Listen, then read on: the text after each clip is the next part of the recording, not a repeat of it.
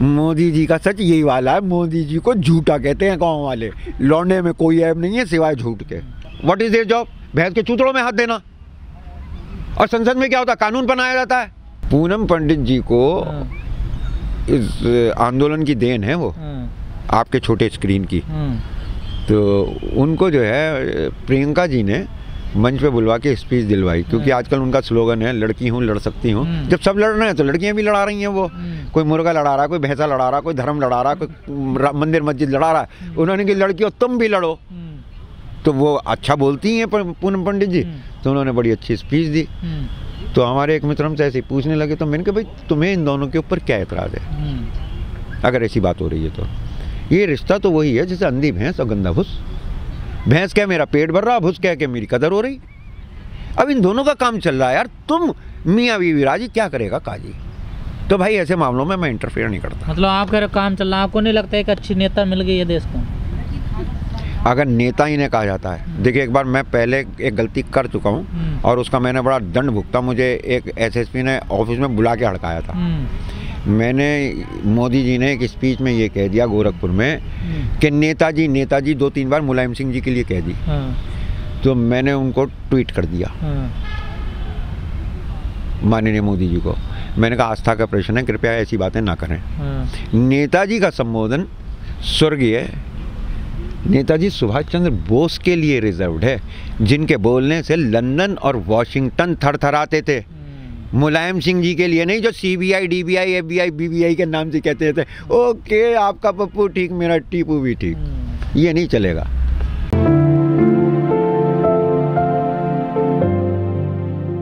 ये कटाक्ष के सत्य है। क्या सत्य है?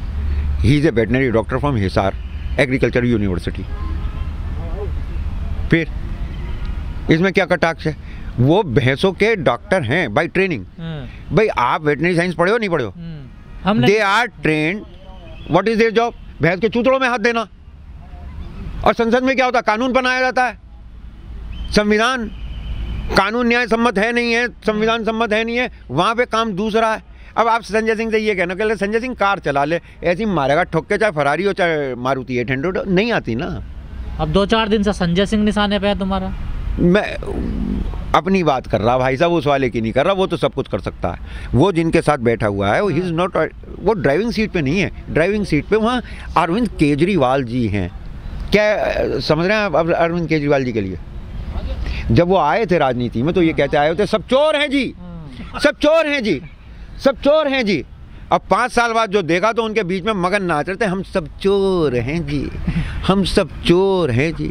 4 साल तक बंदे ने हारमोनियम उठा के एक ही राग आलापा, केंद्र सरकार मुझे ये काम नहीं करने दे रही, मेरे अधिकार में नहीं है। धरने दे रहा था, भूख हड़ताल पे बैठ रहा था। 4 साल तक उसने कहा मुझे नहीं काम करने दिया, नहीं करने दिया, नहीं करने दिया।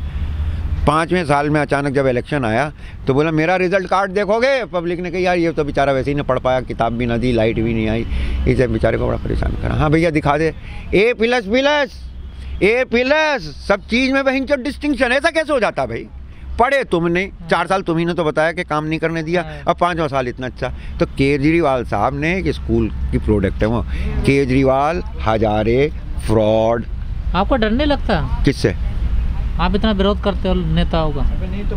मैंने केजरीवाल से 1-2 चीज़ें और सीखी। जब वो चोर चोर चिल्लाते थे उन्होंने मानहानि के दावे कर दिए। पहले तो कहने लगे मैं तो ऐसे ही बाहर निकलूंगा, मैं बॉन्ड नहीं भरूंगा, ये नहीं, मुझे नहीं करना करानी जमानत। फिर उनके वकील साहब ने उनसे कहा भाई जमानत तो करानी पड़ेगी। तो जब वो जमानत करा ली उन्होंने,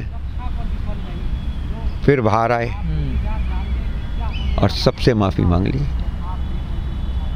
मानहानि तो करिए। अब जिसे जिसे बुरी लगेगी, अगर पूनम पंडित मुझसे कहेगी कि मैं आहत हो गई कि माफ़ कर दो, कंगना राणावत कहेगी मैं आहत हो गई कि माफ़ कर दो, ये आप वाला संजय सिंह, पप्पू, ये जितने फेंकू गप्पू। आपने टिकैत साहब को भी नहीं छोड़ा ना? मैंने उनसे क्या कह दी? कमेटी को कहा था आपने तुम मेरी बक्कल उतरवा दोगे भाई मेरा लाठी गोला करवाओगे, मुझे सही दिख रहा गजिंदर। अगर दिन सुधारने तो तुमसे बच के रहना पड़ेगा। पत्रकारिता करो दोस्त, दूसरों के जीवन से क्यों खेल रहे हो? कहाँ जीवन से आप खेल रहे हैं जीवन से। आपने 1 साल तक जय शाह को नहीं छोड़ा, अमित शाह को नहीं छोड़ा, जैनों को नहीं छोड़ा, जना किसा किसा लपेटते रहते हो। किसी के फेवर में बोला कि नहीं बोला? पकड़ लिया आपने, मित्तल पकड़ लिया। नहीं, मैं ऐसी मैंने पकड़ा कोई नहीं है। और देखो मेरा कहना ये, संतुलन मत बिगाड़ो बस। भगत सिंह की शहादत को याद रखो यार, वो किसके लिए मरा था? चंद्रशेखर आजाद की शहादत को याद रखो, वो किसके लिए मरे थे?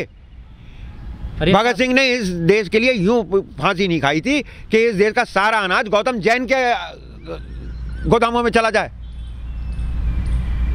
तुझे गोदाम बनाने थे, हमें गोदामों में पैसे लगवाने हैं, सरकार के पास पैसे नहीं है, बिल्कुल खाली पड़ी है, हमें गोदाम चाहिए, नहीं तो फसल नष्ट हो रही है। तो गोदाम बनवाने में तू पैसे लगा दे और हमसे 10% का बॉन्ड ले ले। 100 करोड़ लगा, हर साल 10 करोड़ का हमसे कैश करा। आप भी कर सकते हैं इस काम को, तो पैसे दे दो। मेरे हाथ में, मैं कह के थक गया, मेरे हाथ में बाबा साहब का दिया हुआ संविधान है, उसको लेके जो गा बजा लेता हूँ हाई कोर्ट सुप्रीम कोर्ट में, उससे घर का खर्चा चलता है। और इस वक्त स्टैंडर्ड ऐसा है कि जैसे जनरल कंपार्टमेंट में गा के किसी ने 1 रुपये दे दिए, बहुत मिले तो 10 रुपये। अगर एसी और हवाई जहाज में गाने लगे, फिल्म इंडस्ट्री में पहुंच गए, तो अच्छे पैसे मिलेंगे, कुछ तुम भी ले लेना। तुम्हें मोदी जी वाला किस्सा मालूम है? जब लड़की शादी लायक हो जाती है तो उसके लिए रिश्ता देखने जाने का नंबर आता है। तो एक बार एक बुड्ढे ने, जब मैं कैथल से कलकत्ता साइकिल पे जा रहा था, तो रास्ते में एक बुड्ढे ने, मैं उनके पास रुका था, बुजुर्ग थे, पुराने LLB थे, तो उन्होंने मुझे नाश्ता वाश्ता करवाया था। तो उन्होंने मुझसे पूछा कि वकील साहब क्या देश ऐसे ही चलेगा? तो मोदी जी रेवाड़ी वाली रैली कर चुके थे 2013 में।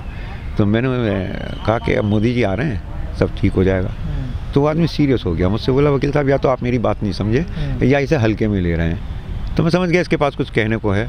तो मैंने कहा क्यों? बोले आप को देखने कौन आया था? मैंने कहा मेरे ससुर मुझे देखने आए थे। तो बोले ऐसे ही होता है, जब लड़की शादी लायक होती है, लड़का देखने जाते हैं तो दादा, ताया, चाचा, फूफा, मामा, मौसा सब जाते हैं कि भाई लड़का देख के आएंगे। तो वो एक लड़के को देखने गए और वही सवाल पूछते हैं, रिपीटेटिव वही सवाल होते हैं हर साल हर लड़के से। बेटा शराब पीते हो कि नहीं? बेटा कोई दूसरी औरत के नहीं? बेटा जुआ खेलते हो कि नहीं? बेटा गुटखा खाते हो कि नहीं? मतलब जितने ऐब होते हैं वो पूछे जाते हैं। वो लड़का सारे नाट गया। सुन के लड़की का दादा बड़ा खुश हुआ और कहने लगा कि राम जी की कृपा से रिश्ता बड़ा अच्छा मिला है, लड़के में ऐब कोई नहीं है।